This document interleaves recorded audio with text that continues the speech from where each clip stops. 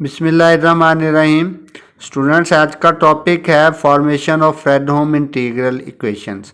Last topic में हमने integral equations, उसकी टाइप्स और उसकी काइंड्स ये डिस्कस किया था और फिर ये देखा था कि कोई भी जो इंटीग्रल इक्वेशन होती है, कोई भी डिफरेंशियल इक्वेशन जो होती है, उससे हम वोल्टेरा इंटीग्रल इक्वेशन कैसे बनाते हैं। आज का जो टॉपिक है इसमें हम गिवन डिफरेंशियल इक्वेशन से फ्रेडहोम इंटीग्रल इक्वेशन जो है वो फाइंड आउट करेंगे। Formation of Fredholm integral equation from the given differential equation. Convert the initial value problem, ये इसकी जनरल फॉर्म है कि लेट्स सपोज मेरे पास Y dash double dash S A S Y dash S B S Y S F S Y A Y naught के equal है, Y at B Y one के equal है। पहले तो इसको समझे कि ये है क्या चीज़, कि हमारे पास सेकंड ऑर्डर की डिफरेंशियल इक्वेशन है। इसमें यहाँ पे ये ए एस और बी एस जो होते हैं ये कोफिशिएंट्स होते हैं in the form of S, तो उसको हमने ए और बी का नाम दे दिया हुआ है। यहाँ इक्वल में भी एस वाला फंक्शन होगा जिसको हमने एफ ऑफ एस से डिनोट कर लिया। अब इनिशियल वैल्यू प्रॉब्लम है। इनिशियल कंडीशंस क्या है कि y की value at A Y naught हो जाएगी, y की वैल्यू एट b जो है वो वाई वन हो जाएगी। तो convert the initial value problem into a Fredholm integral equation. तो ये जनरल फॉर्म जो है उससे हम फ्रेडहोम इंटीग्रल इक्वेशन बनाने जा रहे हैं। The given differential equation is Y double dash S A S Y dash S B of S Y S is equal to F of S, ये ऊपर वाली लिख ली। अब करना क्या है, इसका प्रोसेस जो है उसमें आप नोट करते जाएं कि रिप्लेस करेंगे हम फर्स्ट स्टेप में एस को एस वन से, replacing S by S one and integrating with respect to S one. और एस को जिस नए वेरिएबल से हमने रिप्लेस किया है, इंटीग्रेशन भी उसी वेरिएबल के मुताबिक की जाएगी, integrating with respect to S one. Limits क्या होंगी, फ्रॉम ए टू एस।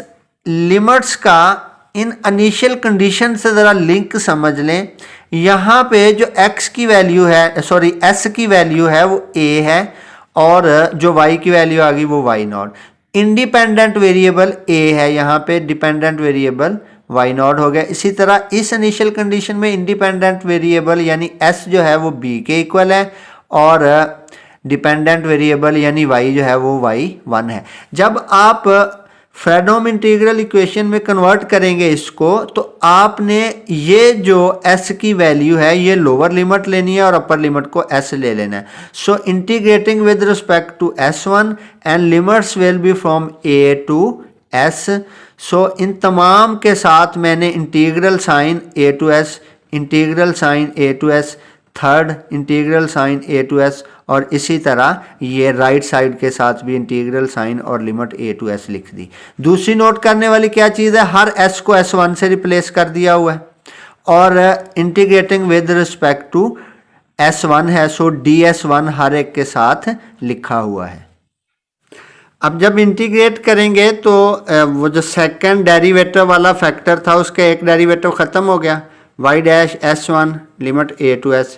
इसी तरह as1 y(s1) जो सेकंड फैक्टर था जिसमें फर्स्ट डेरिवेटिव था उसकी भी इंटीग्रेशन और डेरिवेटिव कैंसिल हो गए, ये फैक्टर y ऑफ s1 बच गया, ये उसका कोफिशिएंट था, लिमिट a टू s आ गई। इसी तरह उसके बाद वाला जो फैक्टर था a dash s1 y of s, ये y ऑफ s वाला फैक्टर इंटीग्रेशन में एज इट इज़ रहेगा। इसी तरह b of s1 y of s1 ds1 और ये राइट साइड वाला फैक्टर ये एज इट इज़ रहेंगे। तो उसके बाद हम ये वेरिएबल जो है इसकी जगह पे अपर और लोअर लिमिट अप्लाई कर देंगे। सेम यहाँ पे अपर और लोअर लिमिट अप्लाई कर दी।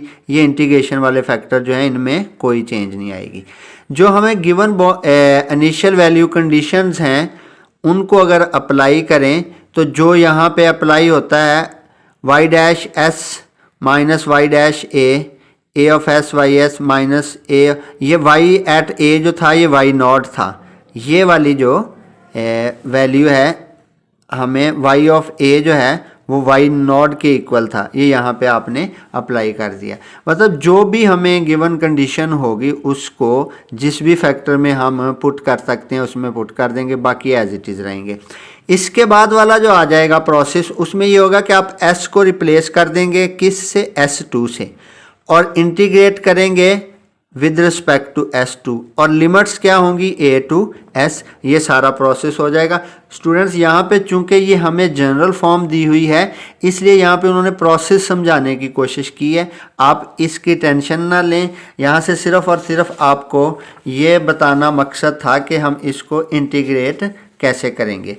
अब हम इस प्रोसेस क्या है और इस प्रोसेस में कौन से स्टेप आते हैं। फर्स्ट स्टेप में क्या होगा, s को s1 से रिप्लेस करेंगे, s1 के अकॉर्डिंग इंटीग्रेट कर देंगे, लिमिट a टू s हो जाएगी।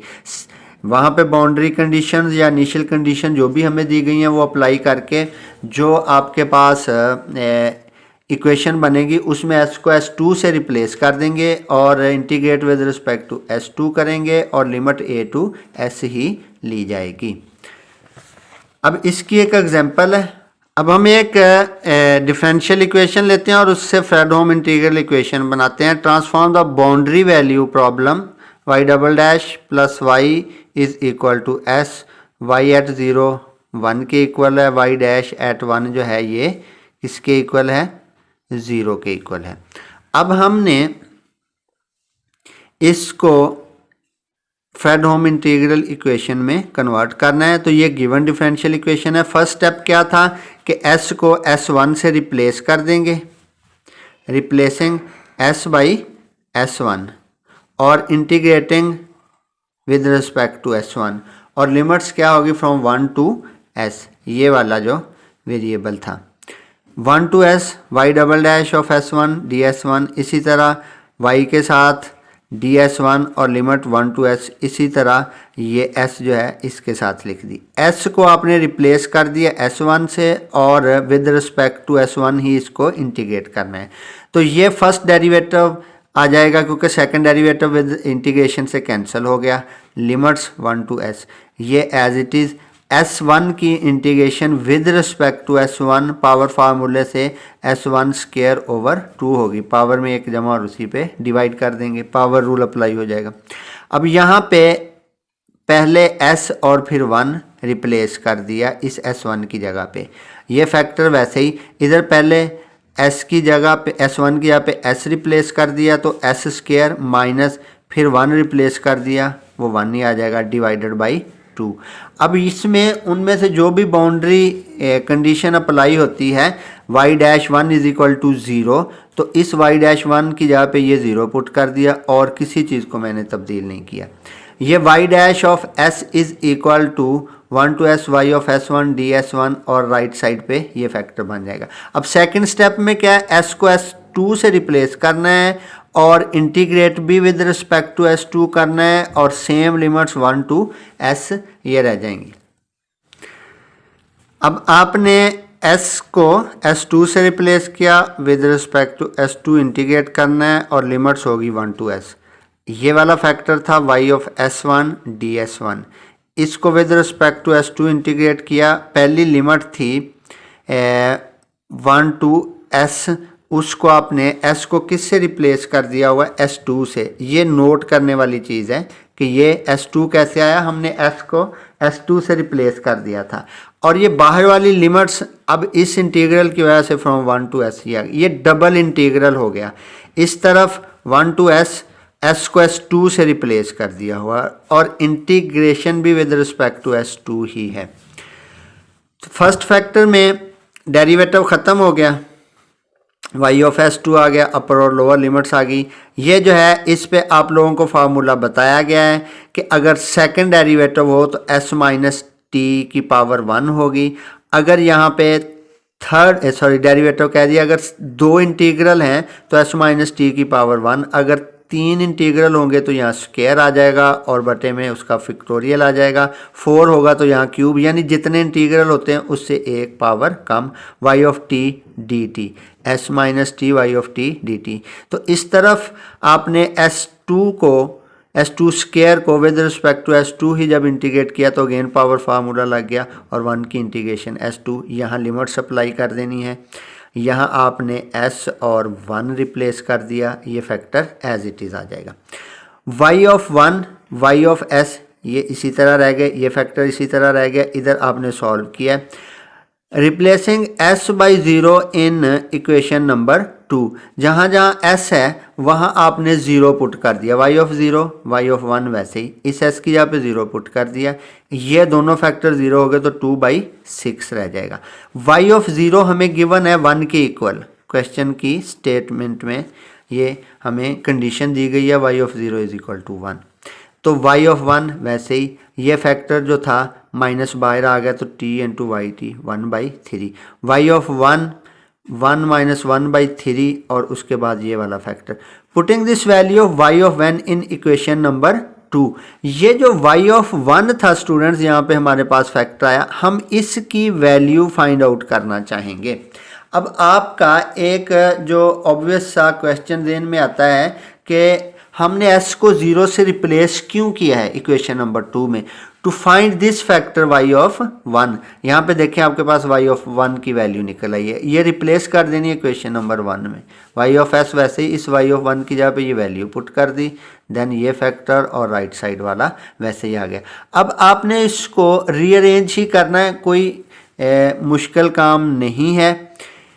ये माइनस इनके साइन चेंज करेगा, बाकी सब कुछ वैसे ही। नेक्स्ट ये किया है कि इन सब को हम राइट साइड पे ले गए हैं, 1 प्लस का हो गया, ये माइनस का हो गया, देन s वाला फैक्टर और ये इंटीग्रल साइन वाली दोनों टर्म्स एंड पे चले गई हैं। अब ये देखिए स्टूडेंट्स, ये जब मैं इसको अलग अलग डिवाइड करूँगा ना, 2 डिवाइडेड बाई 6 तो ये 1/3 हो जाएगा, 2 डिवाइडेड बाई 6 इतना फैक्टर 1/3, वो इस माइनस 1/3 से कैंसिल, तो यहाँ पे सिर्फ 1 रह जाएगा, then s square minus 3s over 6, यानी इस 6 को आपने s वाली टर्म दोनों पे अलग और 2 पे अलग डिवाइड किया तो ये 1/3 होकर इससे कैंसिल हो जाना है, बाकी सब टर्म्स वैसे ही लिखी हुई हैं। 1 plus s square minus 3s divided by 6 plus ये फैक्टर आ गए हैं, ये माइनस प्लस में बदल गई, t पहले आ गया, s बाद में चला गया, सॉरी ये लिमिट्स हमने इंटरचेंज कर दी हैं, 1 to s था, यहाँ पे s to 1 कर दिया, तो फिर भी ये माइनस वाला साइन जो है ये प्लस में बदल जाएगा। ये 0 to s t y t 1 s to 1 s to 1, ये जो है ना ये था 0 to 1, इस लिमिट को मैंने तोड़ा है 0 to 1 वाली को। आप जानते हैं कि हम इसे दो इंटीग्रल साइन 0 to s और s to 1 में लिख सकते हैं, अगर s जो है वो 0 और 1 के दरमियान लाई करता है, तो ये चीज़ मैंने यहाँ पे यूज़ किया, 0 to s s to 1, ये इस इंटीग्रल को 2 में ब्रेकअप किया है, s माइनस टी वाला इंटीग्रल वैसे ही रह गया है, 1 और ये फैक्टर, ये 0 to s, ये s to 1 है, ये भी s to 1, इन दोनों में से हम इंटीग्रल कॉमन लें तो टी वाई टी इधर भी है इधर भी है, ये भी कॉमन ले लिया, इधर t बच गया, इधर s माइनस टी बच जाएगा, तो ये t इस t से कैंसिल होना है, s एज इट इज़ रह जाएगा सिर्फ और सिर्फ। अब ये सबसे इम्पोर्टेंट स्टेप है इस मेथड का, इसको आप लोग ज़रा बहुत ध्यान से सुने। 1 s square minus 3s over 6, ये इतना जो है ये हम अलहदा एक f ऑफ s इसे नाम दे लेंगे, f which is a function of s। अब जो नेक्स्ट है देखें 0 to s s to 1, इसको मैं 0 to 1 दोनों को कंबाइन करके 0 to 1 लिख सकता हूँ, 0 to s s to 1, लेकिन ये दो मुख्तलिफ इंटीग्रल हैं मेरे पास जो आए हुए हैं, इनमें से अगर मैं हमेशा जो वेरिएबल की वैल्यू होती है अपर लिमिट से लेस होती है, ये बहुत ध्यान से सुनने वाली बात है। यहाँ पे मैं कह सकता हूँ कि अगर मेरे पास t जो है वो लेस देन s है तो मेरे पास ये k ऑफ s t आ गया, और हमेशा लोअर लिमिट से एस की वैल्यू ज़्यादा होती है, यानी यहाँ पे एस जो है, टी जो है वो लेस देन एस है फर्स्ट इंटीग्रल में, और दूसरे में टी ग्रेटर देन एस है। ये एफ ऑफ एस हो गया। तो ये जो इक्वेशन है ये किस में बदल जाएगी, Y of S is equal to F of S plus इसको t और s वाले को दोनों को मिला के मैं k ऑफ एस टी कह सकता हूं, जो हमने शुरू में पढ़ा था, जिसको हम कर्नल ऑफ इंटीग्रल इक्वेशन बोलते थे। वाई टी तो दोनों में कॉमन आना ही है। सो t और s का फर्क है। जब t लेस देन s है तो मैं ये वैल्यू कंसिडर करूंगा, जब t ग्रेटर देन s है तो मैं ये वैल्यू कंसिडर करूंगा। अब नेक्स्ट स्टेप में पहला जो था जिसको मैंने एफ ऑफ एस लिखा था वो था 1s² माइनस 3x प्लस 6, इसको एफ ऑफ एस कह रही। के ऑफ एस टी की दो वैल्यूज आई स्टूडेंट्स, दोबारा आप प्रीवियस पेज पे जाके इसको देखें। जब t लेस देन मैंने s लिखा था तो y ऑफ t के साथ ये है लिखा हुआ, ये k ऑफ एस टी। जब t ग्रेटर देन s है तो y ऑफ s के साथ ये लिखा हुआ था, ये आपका कर्नल हो जाएगा। सो गिवन डिफरेंशियल इक्वेशन ये बन जाएगी y of s is equal to, इतने फैक्टर को f ऑफ s कह लिया था, लिमिट 0 to 1 हो गई। इन दोनों को मिला के मैंने k ऑफ s कह लिया, k ऑफ एस टी यानी कर्नल ऑफ इंटीग्रल इक्वेशन हो गया, और वाई टी डी टी तो कॉमन था ही। This is required Fredholm integral equation. इस तरह आप इनको दोबारा देख लें। ये जो लास्ट चीज़ थी कि इतना जो था फैक्टर ये एफ ऑफ एस हो जाएगा। ये जो दो इंटीग्रल साइंस हैं इनमें वाई टी डी टी तो कॉमन है दोनों में।